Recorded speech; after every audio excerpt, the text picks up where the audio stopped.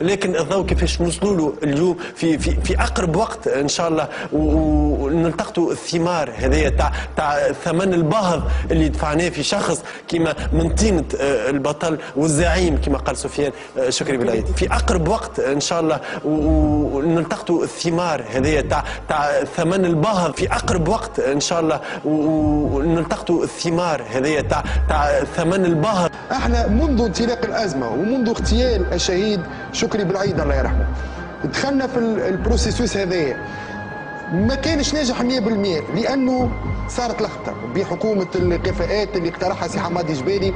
وقتها حتى المعارضه ما كانتش مستعده كما ينبغي في الفتره هذيك. وقتها حتى المعارضه ما كانتش مستعده كما ينبغي في الفتره هذيك.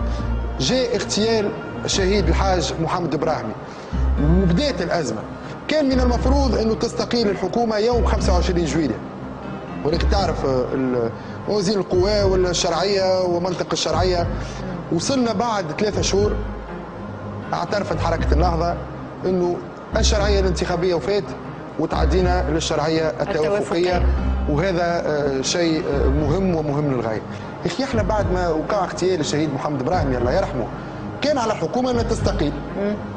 جاءت الاغلبيه الحاكمه قالت لا انا ما نخرج كان 23 اكتوبر، ما نخرج كان نهار 23 اكتوبر. قلنا لا احنا تخرج قبل 23 اكتوبر. معناتها وفي الاخر خرجت بعد 23 اكتوبر وضيعنا الوقت هذا الكل وباش نخرج بعد. معناتها ما عادش يلزمنا نضيعوا الوقت في الحكايات الفارغه. وهذه هي كما قال سفيان قبيله العمليه الارهابيه، والعباد اللي استشهدت فيها هما اللي عطاوا لتونس ان شاء الله، وهما اللي عطاوا لتونس ارواحهم، عطاوا لتونس وفداوها مستقبل جديد. وهذه هي كما قال سفيان قبيله العمليه الارهابيه، العمليه الارهابيه، والعباد اللي استشهدت فيها هما اللي عطاوا لتونس ان شاء الله، وهما اللي عطاوا لتونس ارواحهم، عطاوا لتونس وفداوها مستقبل جديد. نحب نشكر الارهابي، نحب نشكر الارهابي. سي بارادوكسال. علاش؟ على خاطر برغم المآسي والآلام والإجرام والدم اللي عملوه، لكن هذاك هو كان ان سيمان نتاع وحده وطنيه. اكد معناها خلاو التوانسه يتكتلوا ويقتنعوا انه غدويكا يلزم يكون غدوه مخالف، انه تونس يلزم تكون اجمل بكثير، وفي هذا شكري لهم اطلاقا.